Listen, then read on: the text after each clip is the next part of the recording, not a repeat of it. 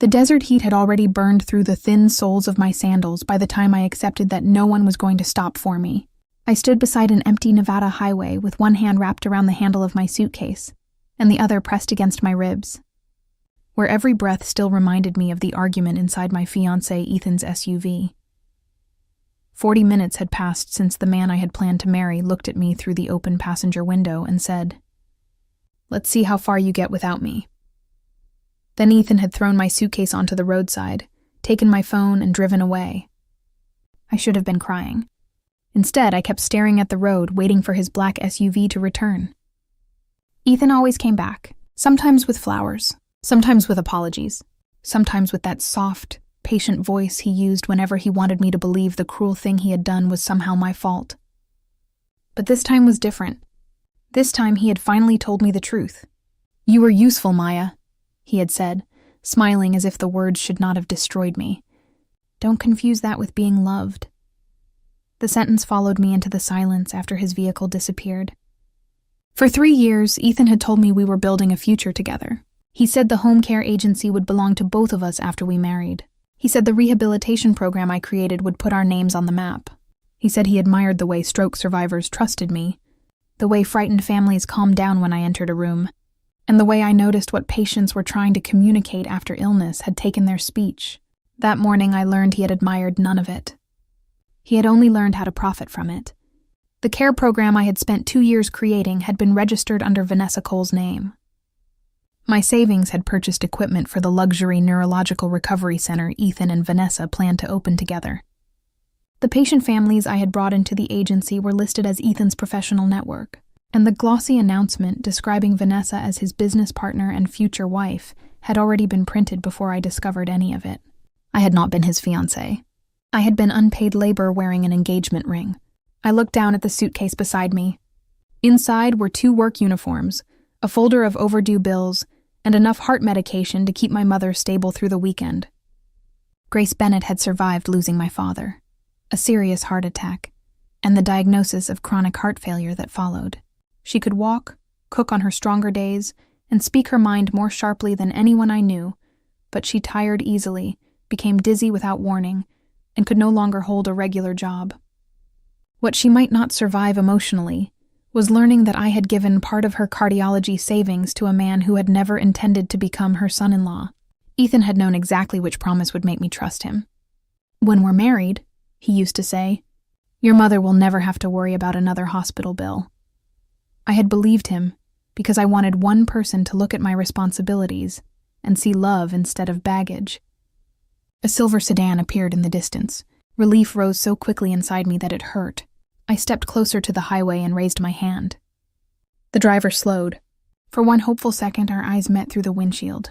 He saw the suitcase, my dusty clothes, and the desperation I could no longer hide.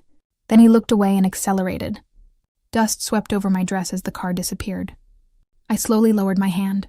Ethan had spent 3 years convincing me that I was difficult to love. Too serious, too tired, too focused on my patients, too responsible for a sick mother who would always need something. Standing beneath the brutal afternoon sun, watching another stranger decide I was not worth stopping for, I heard his voice inside my head again. "No man wants a woman whose life is already full of problems." My fingers tightened around the suitcase handle. "You were the problem," I whispered. The words sounded stronger inside my mind than they did on the empty road. That was when I heard the motorcycle. The sound came from beyond the bend behind me, low and steady at first, then growing until the vibration traveled through the asphalt and into my feet. I turned. A black motorcycle emerged through the waves of heat. The man riding it wore dark jeans, heavy boots, and a black leather jacket despite the temperature. His shoulders were broad, his posture relaxed, and one hand rested loosely on the handlebar, as though nothing on this road had the power to surprise him. He did not look like a man who stopped for stranded women. He looked like the reason women were warned not to accept rides from strangers. I stepped away from the road. The motorcycle came closer. I could see the dark sunglasses covering his eyes, the sharp line of his jaw, and the controlled stillness in the way he handled the machine. He could pass me. He probably would. My mother's medication was already warming inside the suitcase. Her afternoon dose was due in less than an hour, and Mrs. Elena Ruiz, the neighbor staying with her, had to leave for an evening shift. I had spent most of my adult life helping people who could no longer help themselves. Stroke survivors whose families spoke over them because waiting for an answer took too long. Elderly patients whose children visited only when guilt became uncomfortable. Men and women who had become invisible the moment their bodies stopped cooperating. I knew how to recognize pain in people who could no longer explain it. But standing alone on that highway, I realized I had no idea how to ask anyone to notice mine. The motorcycle was almost beside me.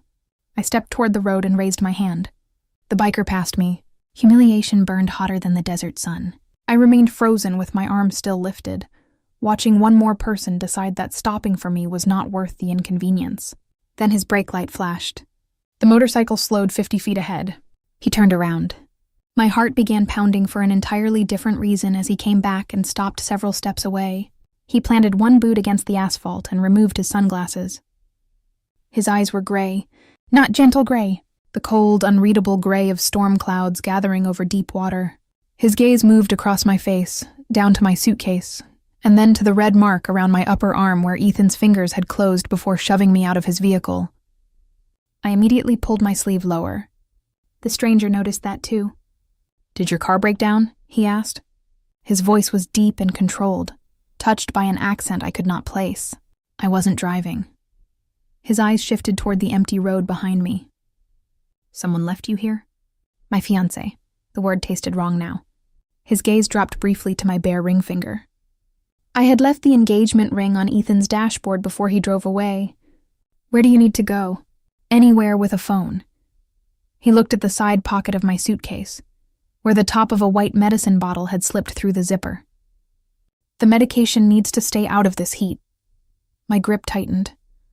"How did you know it was medication?" "The pharmacy label."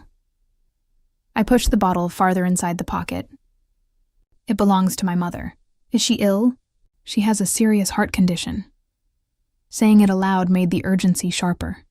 "She needs her next dose soon. I have to get home." Something changed in his expression. Not sympathy, not the dismissive concern people offered before asking whether I had considered placing my mother somewhere cheaper. This was attention, complete and unsettling. "You were abandoned on an empty road," he said. "And the first person you mention is your mother. She needs me." His eyes held mine. "And who do you need?" The question caught me so completely that I forgot how to answer. Ethan had needed my money, my patience, my work, and my loyalty. My mother needed my help with bills, appointments, and difficult days. The agency needed my reputation. Everyone needed something from me. No one had ever asked what I needed. He reached behind him and removed a spare helmet secured to the motorcycle. Then he held it toward me. "There's a private neurological rehabilitation residence 10 miles from here. You can use the phone and keep the medication refrigerated until someone collects you." I stared at the helmet without taking it. Why would a biker be going to a neurological residence? His expression remained unreadable. "My mother is there." That answer made him slightly less frightening and somehow more interesting. "I don't know you." "No. You could be dangerous." A faint, humorless smile touched his mouth. "I could be." I looked at the empty road, and then at the stranger holding the helmet, as if he had all the time in the world to wait for my decision. "What's your name?" "Roman." "Roman what?" His gray eyes remained on mine. "For now, Roman is enough." I took the helmet. He watched me struggle with the clasp for several seconds, then lifted one hand and stopped before touching me. "May I?" The question surprised me. I nodded. His fingers moved beneath my chin, fastening the strap without brushing more skin than necessary. Ethan had rarely asked before touching anything he considered his. Roman stepped back as soon as the helmet was secure. "Your suitcase can be strapped behind me. I'll hold it." "Not safely. It has my mother's medicine." His gaze stayed on mine. "Then I will secure it myself, and you can check the straps before we move." He did exactly that, tightening the suitcase against the rear frame before stepping aside so I could inspect it. The small gesture unsettled me. He did not tell me to trust him. He gave me something I could verify. I climbed onto the motorcycle behind him, keeping my hands at my sides. "You'll need to hold on," he said. "I'll manage." The first turn disagrees. I placed my palms lightly against his jacket. He looked down at them. That will not be enough. Heat rose into my face. I wrapped my arms around his waist. His body went still for half a second beneath my hands. Then the motorcycle rolled onto the road. The wind tore through my dress and pressed me against the solid warmth of his back. I should have been terrified. I was on an empty highway with a man whose last name he had refused to give me. Yet the farther we traveled from the place where Ethan had left me, the easier it became to breathe. Roman did not speak. He did not demand the story or promise that everything would be fine. He simply drove, steady and controlled, as if getting me through the next 10 miles was the only commitment he was willing to make. The rehabilitation residence appeared behind pale stone walls and tall desert pines. Silver Ridge Neurological Recovery Center curved across a polished metal sign. This was not the kind of facility ordinary insurance covered. The circular drive was lined with flowering shrubs despite the heat, and the wide glass entrance reflected the mountains in the distance. Roman stopped near the front doors. Before I could remove my arms, 2 staff members hurried outside. A man in a navy suit reached us first. His face had gone pale. "Mr. DeLuca," he said, "we weren't expecting you this afternoon." My hands loosened around Roman's waist. DeLuca. The name struck somewhere in my memory. News reports, charity photographs, business magazines and medical waiting rooms. DeLuca Construction, DeLuca Transport, DeLuca Family Foundation, and beneath the respectable headlines, the things people said quietly. A family that controlled more of Nevada than public records suggested. Judges who attended their fundraisers. Businessmen who reconsidered decisions after private conversations. A name that carried money, authority, and rumors no journalist printed without lawyers. Roman got off the motorcycle and extended a hand to me. "Can you stand?" I stared at him. "Roman DeLuca, you asked my name. You left out the part everyone recognizes. You needed a ride, not a biography." The director's eyes moved between us with undisguised confusion. One of the attendants reached for my suitcase. I tightened my grip. "I have it." "Ma'am, I can—" "She said she has it," Roman said. He did not raise his voice. The attendant stepped back immediately. It was the first time I saw what power looked like when it no longer required volume. Roman turned to the director. "Dr. Keller, Ms. Bennett needs a private phone and refrigeration for medication." My head snapped toward him. "I never told you my last name." He looked at the pharmacy label still visible through the pocket. Maya Bennett had been printed in block letters beneath my mother's name. "You observe too much," I said. "Usually." Dr. Keller personally led us into a quiet family lounge with cream furniture, a small kitchen, and a phone resting beside a vase of white lilies. A nurse placed my mother's medication in the refrigerator while I called Elena. She answered on the second ring. "Maya, whose number is this? Where are you?" The worry in her voice nearly broke the control I had been holding since the highway. "I'm safe." Roman stood near the window, far enough away to give me privacy, though I had the feeling he heard every change in my breathing. "Ethan left me outside the city. He took my phone." Elena began speaking in Spanish, something she did only when furious. "That useless, overdressed son of—" "Grace is fine," she corrected herself. She took her morning medicine. "Her next dose is due soon. Where are you?" I looked through the glass wall at the silver sign near reception. "Silver Ridge." Silence. "Silver Ridge?" "A man gave me a ride." Elena's voice dropped. "What man?" "Roman DeLuca." The second silence was longer. "Maya, listen to me carefully. Roman DeLuca is not a man women casually meet on the highway." I noticed. "Are you safe?" I looked toward him. He had turned slightly, studying something outside, his posture relaxed but alert. "I think so." Roman glanced at me then, and somehow the words felt unfair. He had done nothing to make me feel unsafe. The dangerous man was the one who had promised marriage in our kitchen while calculating how much he could take. "I am safe," I corrected. "Can you give Mom her medicine? I'm sending the bottles with the driver when I leave." "I can stay as long as needed. Do not worry about me. Worry about yourself for once." "I'm trying. Try harder." Her voice softened. "Come home, Nina."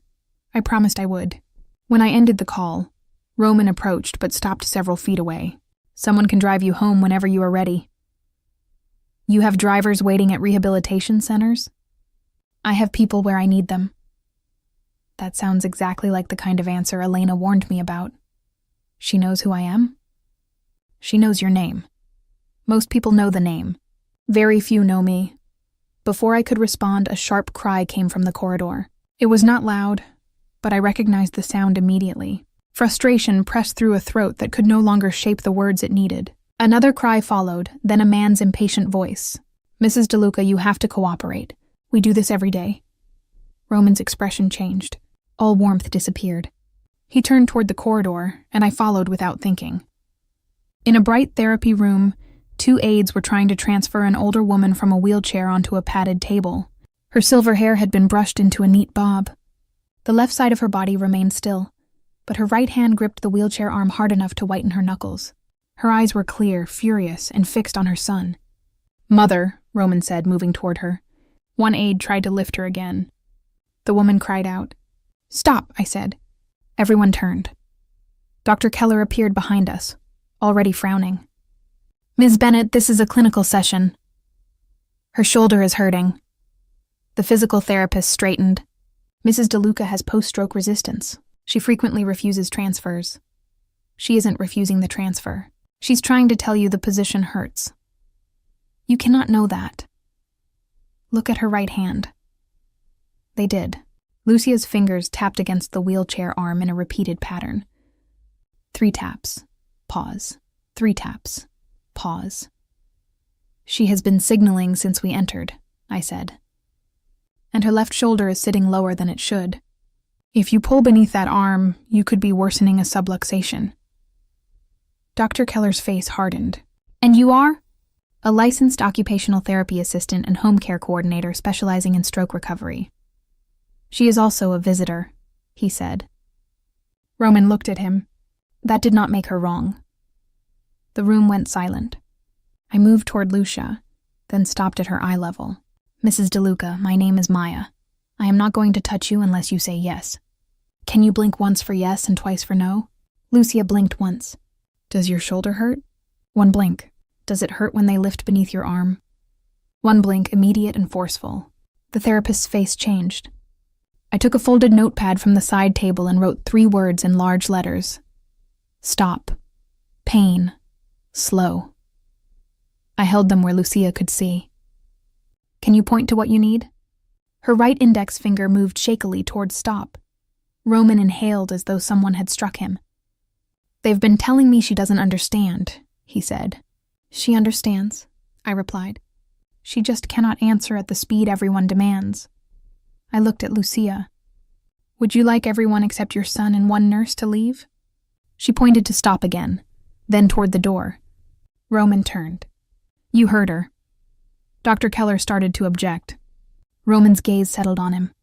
My mother has requested privacy. The room cleared in less than 30 seconds. Roman remained near the wall, while I asked the nurse for a support sling and a transfer board. I explained every movement to Lucia before making it. I asked permission before touching the wheelchair, before positioning her foot, and before supporting her shoulder. She watched me the entire time. When we finally transferred her to the table without pulling her injured arm, the tension left her face. Her right hand released its grip. I placed the notepad beside her and wrote another word. Better? Lucia pointed to it. Then she looked toward Roman. Her fingers tapped twice against the table. He moved closer and knelt beside her. I'm sorry, he said quietly. I thought the best doctors meant the best care. Lucia lifted her right hand and touched his cheek. Roman closed his eyes for 1 second. The feared man whose name had made an entire lobby stand straighter leaned into his mother's hand like a boy who had been waiting months for permission. I looked away because the moment felt private. When Lucia's session ended, Roman found me in the family lounge repacking the cooled medication. How much? He asked. I glanced up. For what? To assess my mother's care plan. I'm not looking for charity. Neither am I. He placed a business card on the table but did not push it toward me. Tell me your professional rate. I was fired this morning. That changes your employment status, not your qualifications. You don't know my qualifications. I watched you understand my mother in 5 minutes after this facility failed for 5 months. His voice remained calm, but emotion moved beneath it. That is enough to request an assessment. You may refuse. I looked at the card. Only his name and a private number were printed in silver. I need to go home. Then go home. No pressure. No reminder that I owed him. My driver will take you. If you decide you want the work, call. If you do not, no one will contact you again. Lucia's nurse appeared in the doorway holding the notepad. Mr. DeLuca, your mother asked me to show you this.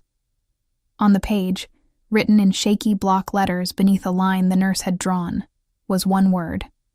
Maya. Roman looked at me. It appears the decision may not be entirely mine. The driver who took me home waited until I entered the building before pulling away. My apartment sat on the ground floor of a tired stucco complex because I wanted my mother to avoid stairs on days when her heart condition left her weak.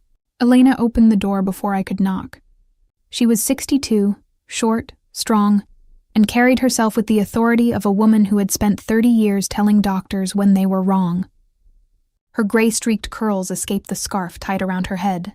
She pulled me into her arms and held me so tightly my bruised ribs protested. You scared 10 years off my life. I'm sorry. Stop apologizing for what other people do to you. Over her shoulder, I saw my mother sitting in her favorite armchair near the window. Grace's face was pale, but her eyes were sharp.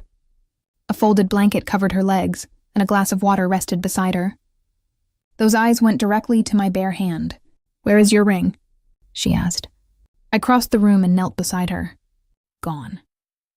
Her gaze moved to the bruise on my arm, then back to my face. Ethan? I nodded. My mother's mouth tightened. Good, Elena blinked. Grace. Mom lifted one shoulder in a small shrug. I never liked the way he looked at my medicine cabinet. A broken laugh escaped me. Then it turned into a sob so suddenly I had no time to hide it. I pressed my forehead against her knee. He never loved me. Mom's hand moved through my hair. Then he never deserved you. He used my program, my savings, everything.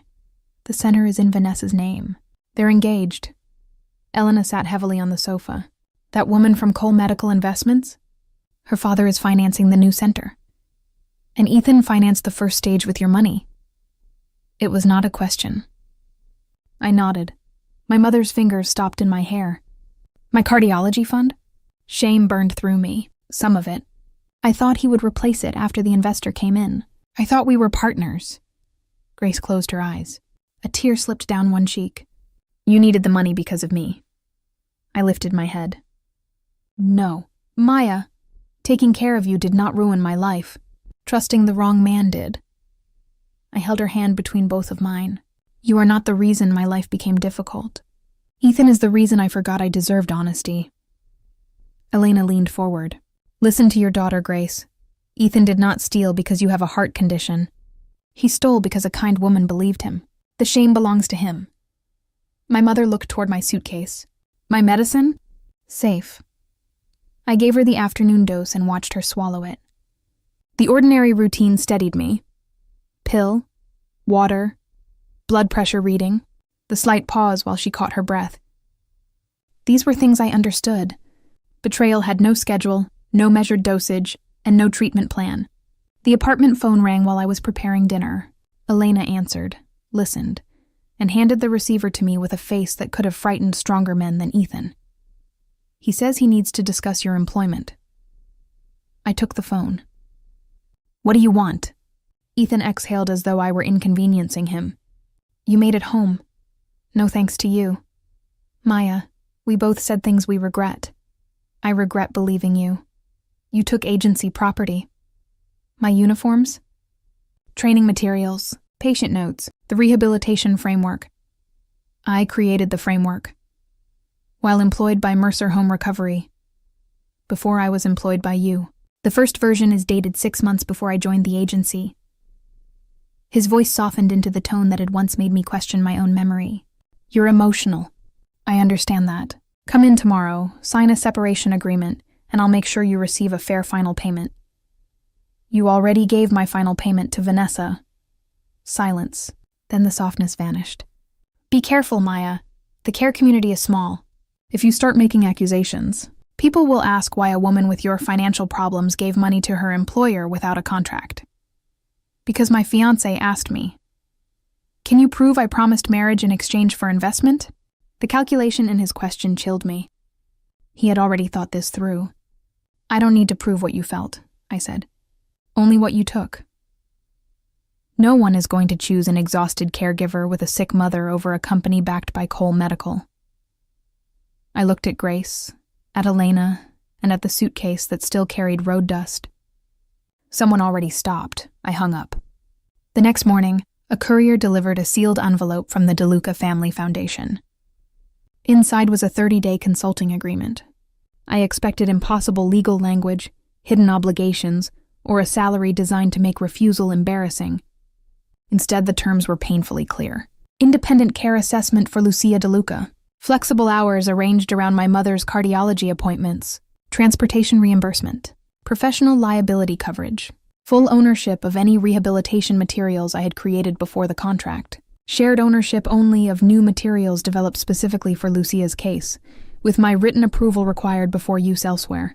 The rate was more than I had made in 2 months at Ethan's agency, but it was not unreasonable for private neurological care. A handwritten line appeared beneath Roman's signature. Change anything you consider unfair. Elena read the contract twice. I want to dislike him. That would be easier. Much easier. She looked at me over the pages. Do you want the work? I want my life back. That was not the question. I glanced toward my mother. Grace was organizing her pill container at the table, moving more slowly than usual but refusing help. She noticed me watching and pointed at the contract. Go. Mom. Good work is still good work, even when it arrives on a motorcycle. Elena smiled. Your mother has spoken. Roman DeLuca is not simply a wealthy businessman. Elena lowered her voice. His family has a reputation. Ethan had an excellent reputation. Elena's expression softened. Danger does not always wear black leather. Sometimes it wears an engagement ring and asks for your bank password. I signed the 30-day agreement. Roman's home stood on the edge of Red Rock Canyon behind gates that opened before the car reached them. It was large, but not gaudy, built from dark stone and glass that reflected the desert landscape. A private medical wing extended from one side, complete with therapy rooms, a small hydrotherapy pool, and accessible gardens. Money had purchased every device available. What it had not purchased was a system centered around Lucia's choices. On my first day, I replaced the glossy communication tablet no one had taught her to use with a simple board containing large words, pictures, and an alphabet. I moved therapy 40 minutes later because she was more alert after breakfast. I asked the chef to serve coffee in a cup with a wider handle because Lucia had spent her entire adult life drinking coffee on the terrace and hated being given juice like a child. Dr. Keller objected to nearly everything. We have established protocols. Your protocols have established that she is non-compliant. I held up Lucia's board. She says she is exhausted in the morning. Her shoulder hurts during transfers, and the tablet screen causes glare. A patient's preferences cannot dictate clinical care. Then do not call it patient-centered care. Roman sat at the far end of the conference table, listening. Dr. Keller turned toward him. Mr. DeLuca, with respect, Ms. Bennett has been here for 3 days. And in 3 days, my mother has completed more therapy than she completed in the previous month. His gaze shifted to me. Ms. Bennett has the floor. Dr. Keller fell silent. I should have felt triumphant. Instead, I felt uneasy. After the meeting, I found Roman in the corridor. You embarrassed him. He interrupted you. He will hide mistakes if he becomes afraid of you. Roman studied me. Everyone is afraid of me.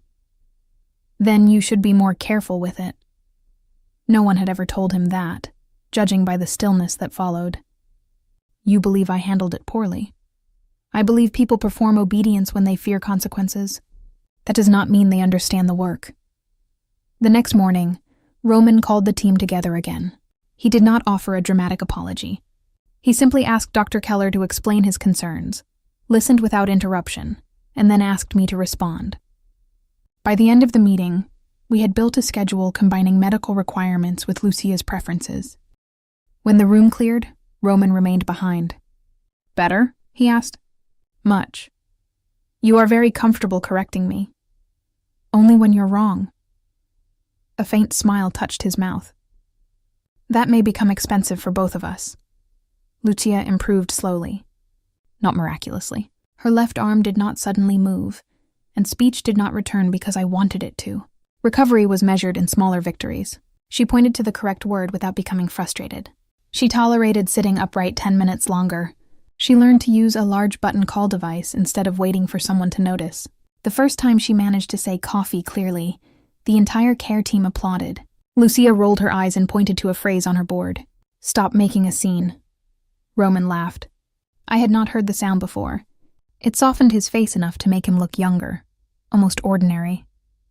She was always impatient with praise, he told me later. She raised you? Mostly. Where was your father? The warmth left his expression. Building the family name, then defending it, then dying for it. He did not elaborate, and I did not ask. I knew what it felt like when questions became demands. Our days developed a quiet rhythm. Roman worked from an office overlooking the therapy garden. Men and women in tailored suits arrived at all hours, carrying folders and leaving with serious expressions. When Roman entered a room, conversations adjusted around him. He never shouted. He did not need to. People watched his face the way hospital staff watched a heart monitor, searching for the smallest change. With me, he was different. Not soft exactly. Careful. He knocked before entering Lucia's therapy sessions. He asked whether I had eaten without ordering food before I answered. When I declined his driver, he added mileage reimbursement to my contract instead of sending the car anyway. He learned to use Lucia's board and waited through the long pauses while she chose words. Once he answered a phone call while she was trying to tell him something. Lucia pointed to put it down. Roman put the phone down while the man on the other end was still speaking. You are the only person I know who can make him ignore a business call, I told her. Lucia pointed at me, then at herself, then selected two. I laughed. Roman looked between us. I'm becoming outnumbered in my own house. 2 weeks into the contract, Lucia began asking to meet my mother. She selected Grace and coffee every afternoon for 3 days.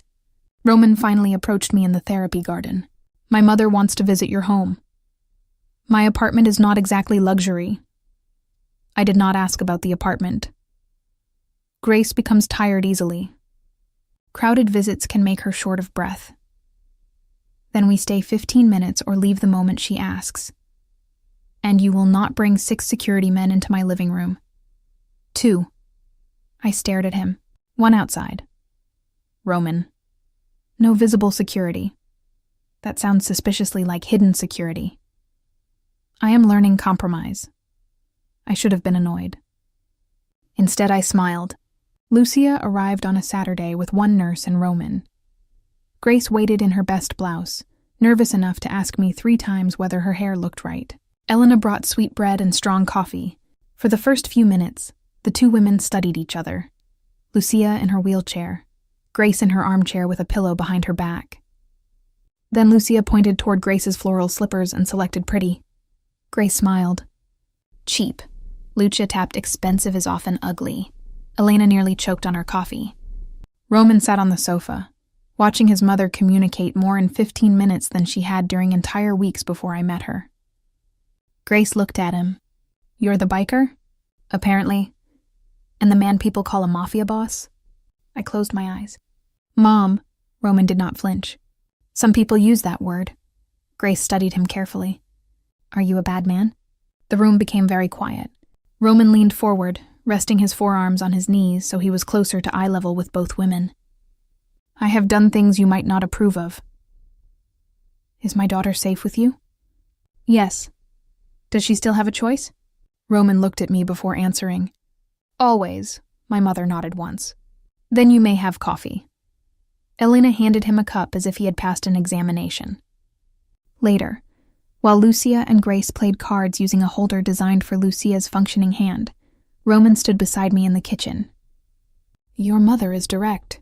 She lost patience long before she developed heart trouble. I like her. She asked whether you were a bad man. Most people wait until the second visit. I smiled despite myself. His attention lingered on my face. The small kitchen suddenly felt warmer. "Why did you stop?" I asked. "On the highway." Roman looked toward the living room, where Lucia had begun tapping impatiently because Grace was taking too long to play a card. "My younger sister died on that road 11 years ago." The words were quiet. Her tire failed. The car left the pavement. 3 drivers passed before someone called for help. My chest tightened. Roman. By the time the ambulance reached her, 43 minutes had passed. He stared at the coffee in his hand. "Every year on the anniversary, I ride that road alone." The spare helmet. It was hers. I remembered the way he had handed it to me without hesitation. "I'm sorry. So am I." His eyes returned to mine. "When I saw your hand, I kept going for several seconds. Not because I intended to leave you, because for one moment I was back there, imagining how many people saw Camilla and decided someone else would stop." "Then you turned around." "Yes." "Because of her?" "At first." Something changed in his gaze. "Then because of you." Before I could respond, Elena called that Grace needed her medication. The moment broke, but the awareness remained. A week later, Roman told me Ethan and Vanessa were scheduled to meet with the DeLuca Foundation Board. They wanted funding for their luxury rehabilitation center. "The meeting was arranged before I met you," he said. "You do not have to attend." We stood in Lucia's therapy garden while she practiced reaching toward colored markers. "Their presentation uses my program. Then you may want to hear what they claim. And if I don't, I will postpone the decision until an independent clinical review." He was giving me a choice without disguising his preference. "I'll attend." Ethan entered the conference room wearing the navy suit I had helped him choose for our engagement photographs. Vanessa walked beside him in cream silk, tall and polished, with dark hair that fell in perfect waves over one shoulder. She carried herself like every room had been prepared for her arrival. Her father owned Cole Medical Investments, a company that funded private clinics and senior residences across the West. I had met her twice before, when Ethan introduced her as a potential investor. Both times she had looked at my uniform and then passed me. The moment she saw me seated beside Lucia's care team, surprise sharpened her expression. Ethan stopped walking. "Maya?" Roman rose from the head of the table. "Mr. Mercer, Ms. Cole." His voice offered no warmth. "You know Ms. Bennett." Vanessa recovered first. "Of course. Maya worked in Ethan's home care agency." "I created the program you are presenting," I said. Ethan's smile tightened. "Maya assisted with early drafts." Roman gestured toward the empty seats. "Then the presentation should clarify authorship." They began. The slides were beautiful. Vanessa spoke about dignity, patient autonomy, family-centered care, and communication beyond speech. Every phrase came from manuals I had written at my mother's kitchen table after Grace went to bed. They had changed the colors, removed my name, and added photographs of expensive rooms. They had not changed the heart of the language because neither of them understood it well enough to recreate. On slide 14, Vanessa described the 3-minute choice protocol, a method I developed to help overwhelmed staff slow down and give stroke survivors clear options. "The caregiver presents 3 choices within 3 minutes," she said confidently. "That reduces decision fatigue." I looked at her. "No." The room went still. Vanessa's smile did not move. "Excuse me?" "The protocol requires caregivers to offer 1 choice and then wait up to 3 minutes for a response. 3 choices at once can overwhelm someone with aphasia." Ethan leaned toward me. "Maya, this is not the place." Roman's voice remained quiet. She was speaking. Ethan stopped. Roman looked at me. "Continue." "The entire purpose is to stop treating silence as absence of understanding," I said. "You cannot build patient autonomy around the caregiver's convenience." Vanessa folded her hands. "Our medical advisors revised the model. Then your medical advisors changed the part that made it work." Lucia tapped sharply on her board. Her nurse read the phrase she had selected. "Maya made it." Vanessa's face colored. Ethan laughed softly, trying to recover control. "Lucia has formed an attachment to Maya. That does not establish intellectual ownership." "No," Roman said. "Dated materials, employment records, and witness testimony establish ownership. The foundation will not consider funding until those questions are resolved. Vanessa looked at him with disbelief. Roman, surely we can discuss this privately. We are. With staff present? Her eyes moved toward me. Roman's expression cooled. Maya is not staff. She is my mother's independent care coordinator, and the person whose work you are asking me to fund. Vanessa's gaze returned to me, and the dislike in it became personal. After the meeting, Ethan waited near the front steps while Vanessa took a call beside the car. You're enjoying this, he said. No, sitting beside Roman DeLuca, making me look dishonest. You did not need my help with that. His jaw tightened. You think he respects you? Men like DeLuca collect people who interest them. When he becomes bored, you'll be unemployed again. Roman gave me a written contract, ownership of my work, and the right to say no. I held his gaze. You gave me a ring so I would stop asking for paperwork. Vanessa approached before he could answer. Her eyes traveled over my simple blouse and practical shoes. This is temporary, you know. The meeting? His interest. She smiled. Roman is surrounded by accomplished women. Women who understand his world. You help his mother into a wheelchair. Don't confuse being useful with being important. The words struck, because they echoed Ethan's cruelty. For 1 second, I felt myself shrinking. Then I remembered Lucia pointing to my name. I remembered Grace questioning Roman as though his reputation meant nothing. I remembered a motorcycle turning around. People usually learn the difference, I said, when the useful person stops showing up. Vanessa's smile disappeared. Roman stood in the doorway behind me. I did not know how long he had been there. He did not threaten them. He did not speak for me. He simply held the door open and waited until I chose to walk inside. That restraint affected me more than any public defense could have. The following weeks changed something between us. Roman began joining Lucia's afternoon sessions whenever his schedule allowed. He learned every symbol on her board. He practiced waiting through silence without finishing her sentences. When Lucia became frustrated, he did not look toward me for an easier answer. He stayed. One evening, after everyone else had left, Lucia tried to say his name. The first attempt came out as air and a rough sound. Roman leaned forward but did not rush her. She tried again. Ro. Her face tightened. I placed one finger against the board. Take your time. Lucia closed her eyes and then opened them. Ro, man! Roman stopped breathing. His mother lifted her right hand toward him. He took it and lowered his forehead to her knuckles. For several seconds, the room held only the sound of his uneven breath. Lucia looked at me over his bowed head. Her eyes glistened. She pointed to thank you. She did the work, I whispered. Roman straightened. His control had returned everywhere except his eyes. Walk with me. We stepped into the therapy garden, where evening light turned the red rocks beyond the wall into fire. He stopped beside a fountain. For 5 months I visited her and spoke as if she could answer. Then I became angry when she didn't. I kept hiring more people, buying more equipment, and moving her to better rooms. You were frightened. I was trying to solve her as if she were a business problem. You stayed today, because you taught me to. He moved closer, then stopped. May I touch you? My heart beat harder. Where?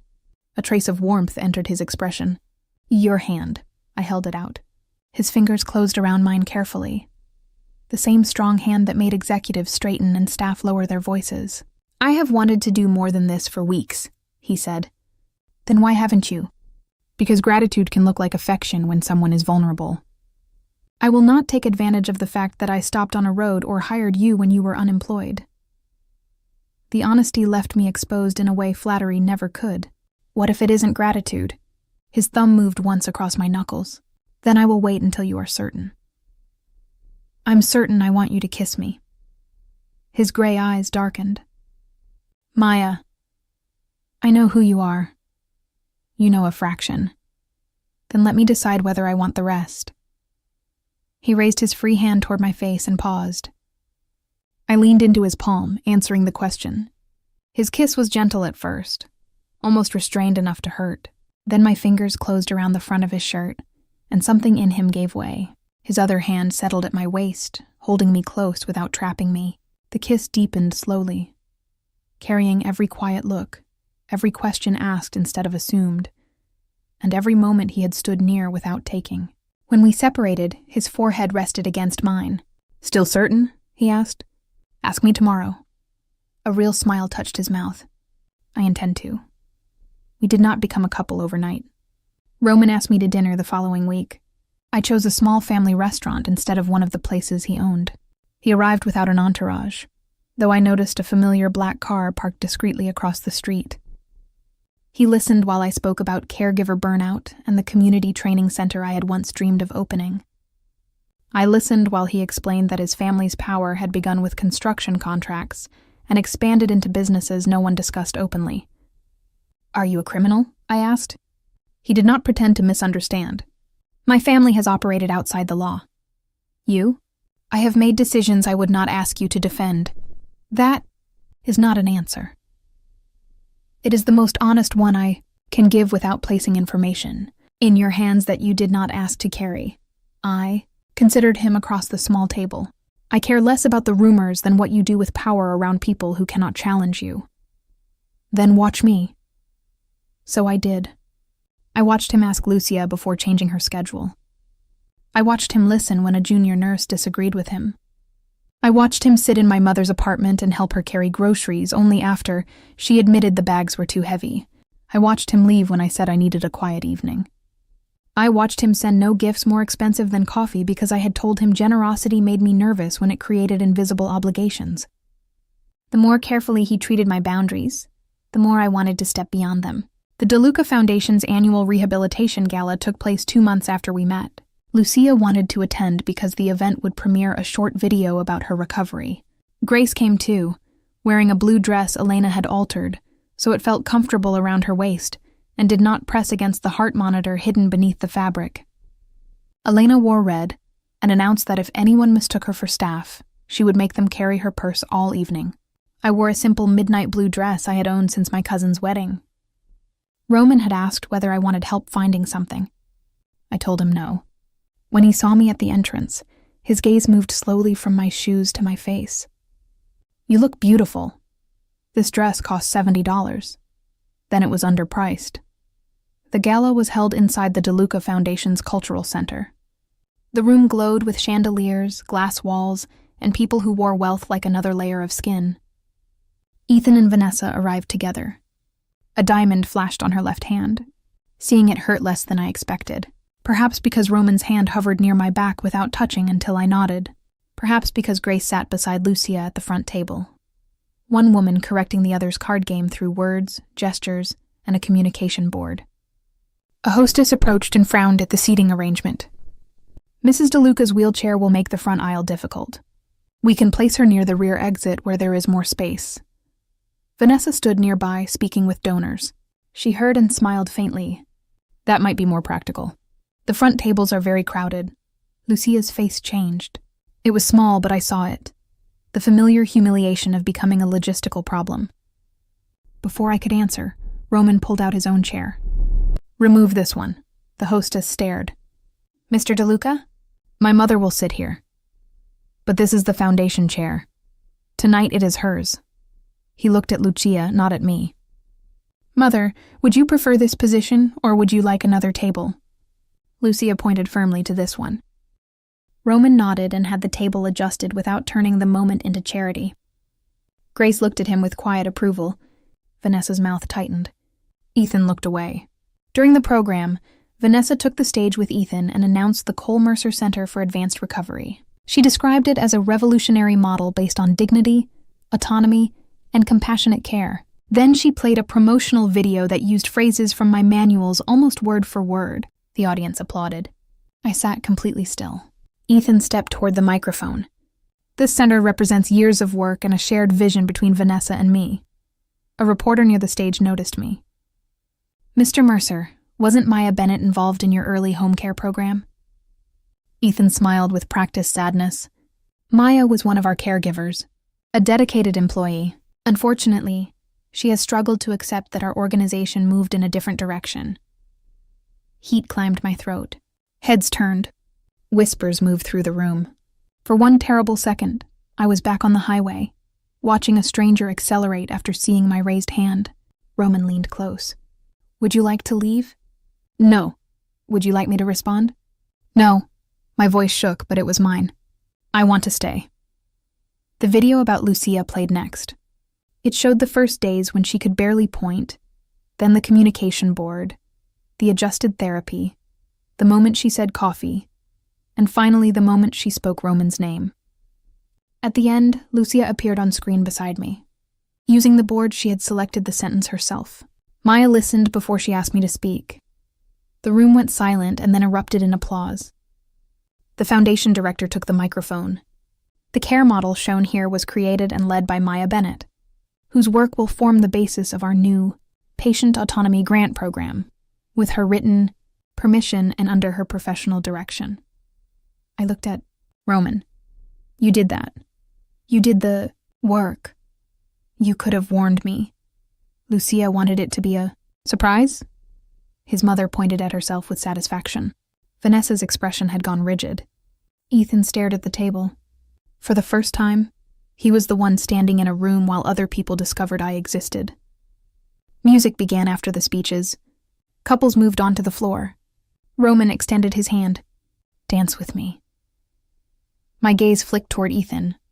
Roman followed it. You do not owe him a performance. No. I placed my hand in his. But I owe myself one evening where I don't hide. His fingers closed around mine. Then let the room learn your name. He led me onto the dance floor. His hand settled at my waist after a quiet, "Here?" I nodded. We moved slowly beneath the lights. Ethan watched from beside Vanessa, his expression impossible to read. It no longer mattered. For years I thought being overlooked meant I had nothing worth seeing, I said. Ethan benefited from that belief. So did everyone who accepted your work without giving you credit. You make it sound simple. It is not simple. Roman's eyes held mine. It is still true. Vanessa thinks I am useful, not important. Vanessa confuses attention with value. And what do you think? His hand tightened slightly at my waist. I think my mother found her voice because you treated her like it had never left.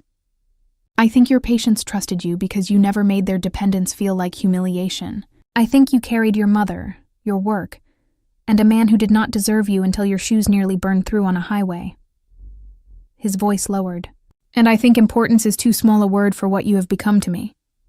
My breath caught. Roman, you asked. That doesn't mean you had to say something impossible to answer. You do not have to answer tonight. He never demanded the response he wanted. That was how he kept receiving more of me than Ethan had ever held. 3 weeks later, Grace's insurance company denied coverage for a new cardiac monitoring device and reduced the number of rehabilitation appointments available after her heart attack. I appealed twice. Both times, the request returned stamped with language designed to sound compassionate while refusing anything expensive. At the same time, the hospital sent final notices for bills Ethan had promised the agency would reimburse. I hid the envelopes beneath a stack of towels. I worked more hours at the DeLuca home and began taking private weekend cases. Roman noticed the exhaustion, but accepted my explanation that the gala had created extra work. Then, one Tuesday afternoon, the pharmacy clerk handed back my mother's insurance card. Your balance is 0. That's impossible. The medical account was paid in full yesterday. My stomach turned cold. When I got home, a new heart monitor sat in the living room beside a printed schedule from a private cardiology clinic. Grace looked delighted and guilty. Elena stood with her arms crossed. I told them to wait until you came home.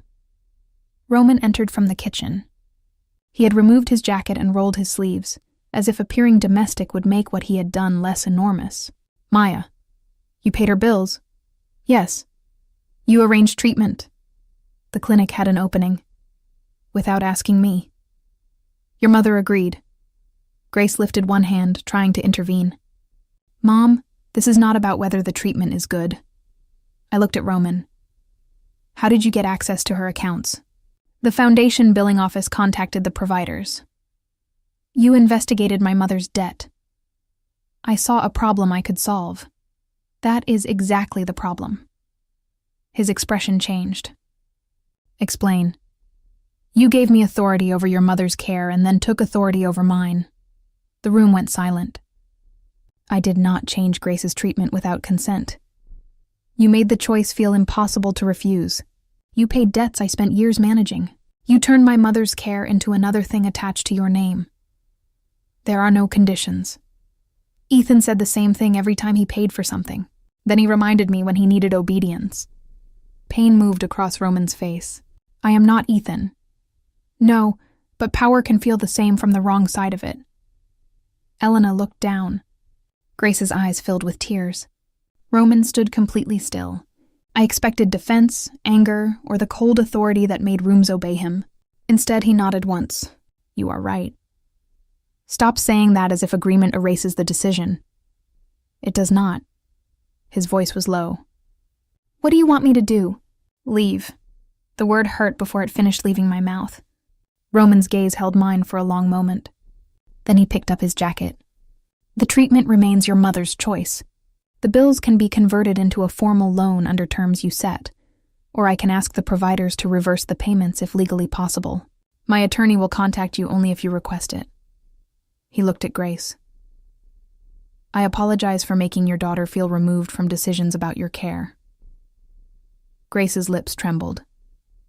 Roman turned back to me. I saw pain I could remove and forgot that your life is not one of my businesses. He left without touching me. I took a temporary leave from Lucia's care the next morning. I trained the nurse who would follow the plan, updated every communication board, and promised Lucia I was not abandoning her.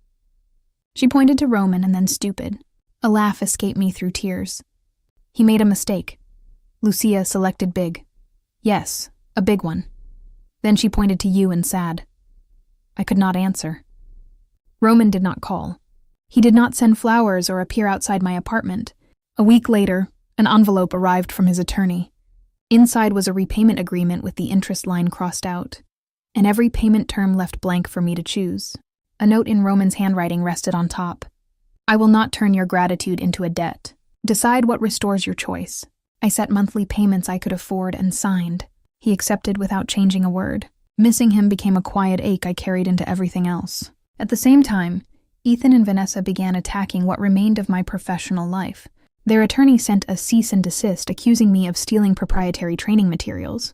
Anonymous complaints reached the licensing board, claiming I had exceeded my scope of practice and manipulated a vulnerable client to gain access to Roman. Vanessa gave an interview describing me as a disgruntled former aide attached to a powerful family.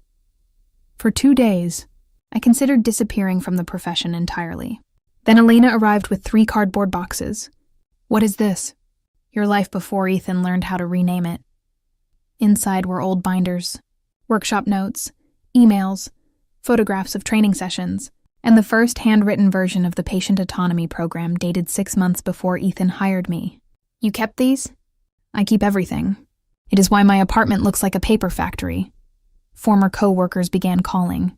Some apologized for staying silent. Others offered statements. Patient families sent letters explaining that they had chosen Ethan's agency because of me. The licensing board reviewed the evidence and cleared me of every allegation. Their written decision stated that my materials predated Mercer home recovery and that my conduct had remained within professional scope. 3 days later, the state health department contacted me about the Cole Mercer Center. Complaints had already begun before the official opening. Staff had received only promotional training. Patients were left waiting because the center scheduled therapy around donor tours. Wheelchair-accessible bathrooms had been reduced to create larger executive offices. Families were charged for services that had not been provided. A woman with aphasia had been described as confused when she tried to report that staff ignored her communication board. The licensing authority scheduled a public quality hearing. I was asked to testify as the creator of the program Ethan and Vanessa claimed to use. You do not have to do this, Elena told me. I know. Grace reached across the table and touched the back of my hand. But you will. What if they make me look bitter? They will try, Elena said, because the truth is expensive for people who built their lives on your silence. Lucia requested permission to attend. The message came through her nurse rather than Roman. I said yes. The hearing took place inside the unfinished auditorium of the Cole Mercer Center during the same week Vanessa had planned a glamorous opening.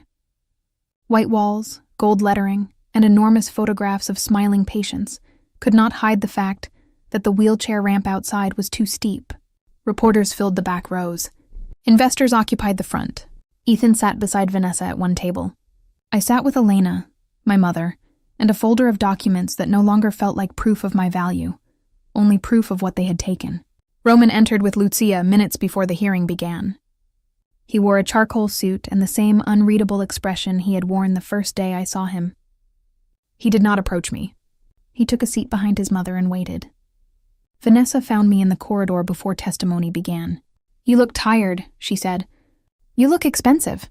Her smile sharpened. "No matter what Roman calls you, you will always be the woman who cleaned up after sick people for a living.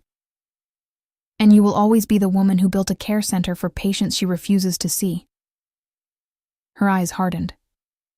"Ethan chose me. No, Ethan chose your father's money. He chose my work. I'm not sure he has ever chosen a person in his life." The hearing began with Ethan describing his center's vision. He spoke about innovation, excellence, and compassion. Then the board chair asked why staff turnover had reached 40% before opening. He blamed a competitive labor market. Vanessa blamed former employees resistant to higher standards. Elena took the witness seat. "Higher standards?" She repeated. "You removed 2-person transfer requirements because they cost too much. You cut orientation from 2 weeks to 2 days. You called poor patients bad branding." Vanessa's face colored. "That is a lie." Elena opened one of the boxes and produced printed emails. "I am old, not careless," former staff testified next. Patient families spoke about missed services and ignored complaints. A father described how his adult son had been spoken about as if he were absent, because he communicated through a device. Then Ethan's attorney called me disgruntled. "Ms. Bennett, were you romantically involved with Mr. Mercer?" I believed I was. And he later became engaged to Ms. Cole, while still engaged to me. A murmur moved through the room. "Is it possible your claims of ownership are influenced by personal resentment?" "No." I opened my first binder. "This is the original care model, dated before I worked for Mr. Mercer. These are emails in, which he calls it Maya's program. These are messages asking me to delay formal registration until after our marriage, because he said joint. Ownership would be simpler." Ethan stared at the table. "And these are bank transfers showing that I invested $42,000 after he promised the agency would become our shared business." Vanessa turned toward him. She had not known the full amount. "Ethan?" He did not look at her. The board chair examined the records. "Mr. Mercer, did Ms. Bennett receive equity?" There were discussions. "Did she receive repayment?" "The business experienced delays." "Did Ms. Cole know the program and equipment were financed in part by Ms. Bennett?" Vanessa's father shifted in the front row. Ethan's silence answered. Vanessa's expression cracked. Not because I had been hurt. Because she had learned Ethan entered their relationship carrying another woman's money and work. Then Lucia's nurse helped position her beside the microphone.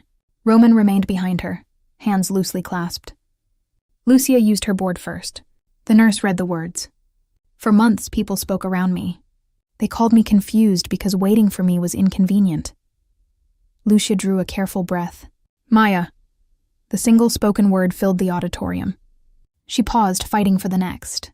"Listened." Roman lowered his eyes. Lucia pointed to the board again. "She gave me a way to answer before she asked anything from me. The program belongs to her because the respect inside it belongs to her." Grace took the witness seat after Lucia. My mother looked directly at Ethan. "My daughter spent years giving dignity to people the world found inconvenient. You saw her kindness, her loyalty, and her fear for my health, and you turned every one of those things into a way to control her. I will regret the money she lost because of me, but I will never accept responsibility for the kind of man you chose to become." Ethan looked away. When it was my turn to make a final statement, I stood without opening the folder. Care is not marble floors, expensive furniture, or photographs of smiling patients. Care is waiting long enough for someone to answer. It is asking before touching a wheelchair. It is understanding that dependence does not erase adulthood. You built a luxury center for people you were ashamed to touch, listen to, or look at. That is why it failed before its doors even opened. The room remained silent. Ethan leaned toward his microphone. "This is becoming a personal attack. Maya's life changed only after Roman DeLuca became interested in her.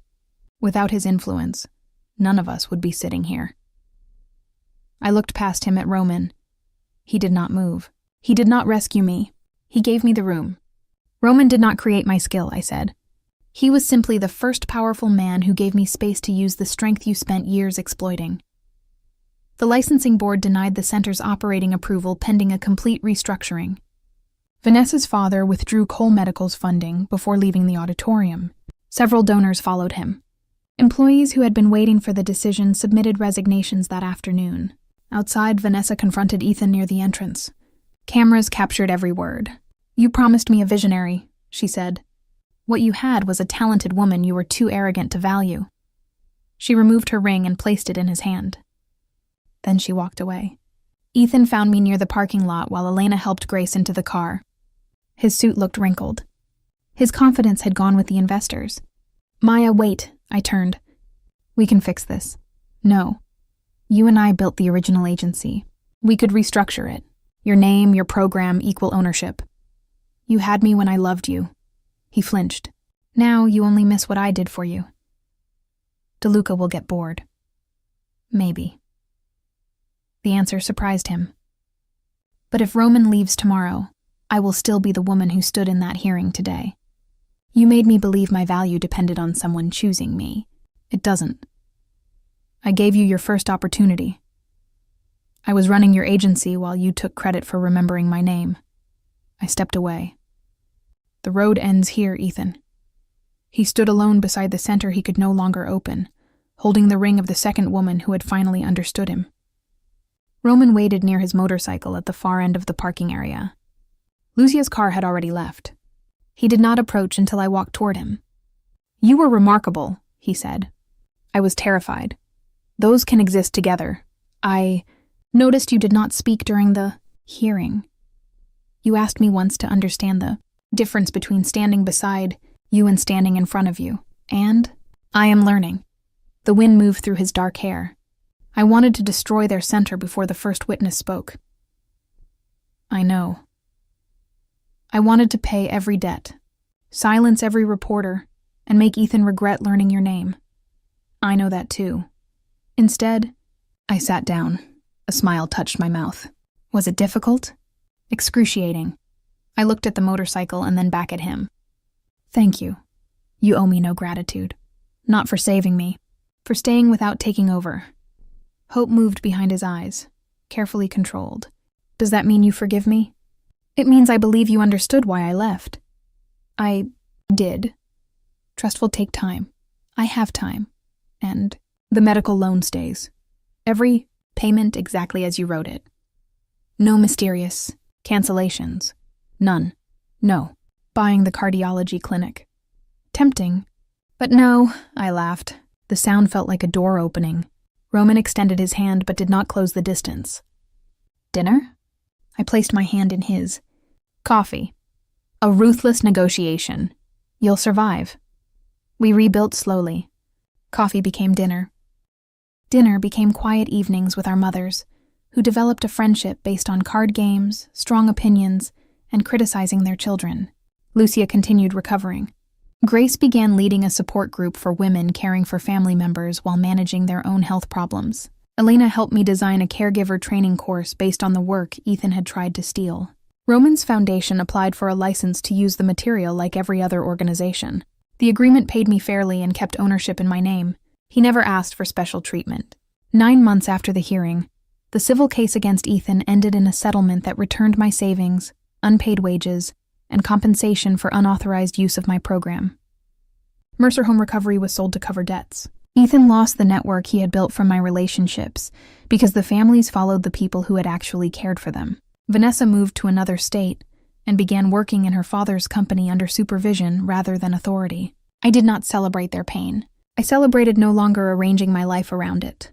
With the settlement, a small business loan, a state accessibility grant, and transparent funding from several community foundations, I opened Bennett Community Rehabilitation and Caregiver Training Center. Roman's foundation funded one communication room under a public agreement that gave him no control over the center. I made him sign the same donor restrictions as everyone else. He called it the most frightening contract he had ever seen. Elena became our training director. Grace coordinated caregiver support meetings from a small office near reception and made every visitor drink water before discussing anything stressful. Lucia served as honorary patron and rejected 3 photographs before approving the one displayed near the entrance. The center was not luxurious. The furniture was durable, the coffee was strong, and the walls were filled with communication boards created by patients themselves. Every doorway was wide. Every meeting began by asking the patient what they wanted. On opening morning, I stood outside beneath the new sign while families gathered near the entrance. My mother sat beside Lucia in the front row. Elena cried openly and denied it whenever anyone looked at her. Reporters asked how it felt to build something of my own. It feels overdue, I said. Roman had not arrived. I told myself a meeting had delayed him. I told myself the day was already complete. Then I heard the motorcycle. The low engine turned onto the road, familiar enough that my body recognized it before my eyes did. Roman wore the same black leather jacket he had worn in the desert. The spare helmet remained secured behind him. He slowed near the curb. I stepped toward the road and raised my hand. His expression changed. He stopped directly in front of me and removed his sunglasses. "Do you need help?" he asked. "No. A ride?" "Not exactly." I looked back at the building bearing my name, at my mother laughing with Lucia, and at Elena ordering a reporter to move away from the accessible entrance. "I finally know where I'm going." Roman's eyes softened. "Then why did you raise your hand?" I moved closer. I wanted the man who stopped when everyone else passed me to see that I made it. He dismounted and stood in front of me. "You did more than make it. You changed my life," I said. His face tightened slightly. "Maya, not by giving me strength." "I already had that." I touched the front of his jacket. "You changed it by giving me priority without asking me to become smaller. By listening when I said no. By learning when you were wrong. By seeing the woman behind everything she did for other people." His hand lifted toward my cheek and stopped. Even now he waited. I leaned into his palm. "Yes," I whispered. He kissed me in front of the center I had built with my own name above the door. Grace applauded first. Elena shouted that she had been waiting nearly a year. Lucia selected finally on her board and held it above her head. 6 months later, Roman asked me to dance at the center's first fundraising dinner. There was no glamorous ballroom, only a community hall decorated by volunteers, families, and patients. Ethan was not watching. No jealous woman stood nearby. Roman still held me as if the room contained no one else. "The first time I saw you," he said, "you were standing in the desert with one hand raised. I remember. I thought you needed a ride. I did. I was wrong." "About what?" His gray eyes held mine. "You needed someone to stop long enough for you to decide where you were going next." My throat tightened. Roman stepped back and reached into his jacket. The room grew quiet as he lowered himself to one knee, but he did not open the box immediately. "I cannot promise an ordinary life," he said. "My name carries things I cannot erase. I can promise honesty. I can promise your choices will never be the price of my love. I can promise to stand beside you when you ask, behind you when you need the room, and still when my instinct is to take control." He opened the box. The ring was elegant and simple, a pale stone set between 2 small gray diamonds the color of his eyes. "Maya Bennett, will you choose me for the rest of our lives?" Tears blurred the room. "I'm keeping my name at the center." A smile broke across his face. "I would never ask you to change it. And my mother keeps her independence. She has already informed me.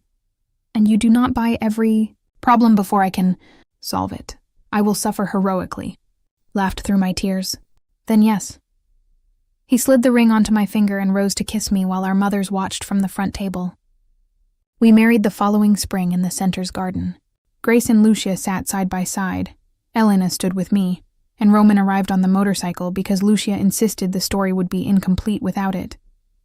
I had once believed Ethan's greatest cruelty was leaving me on an empty road. I understood now that he had been leaving me in smaller ways for years.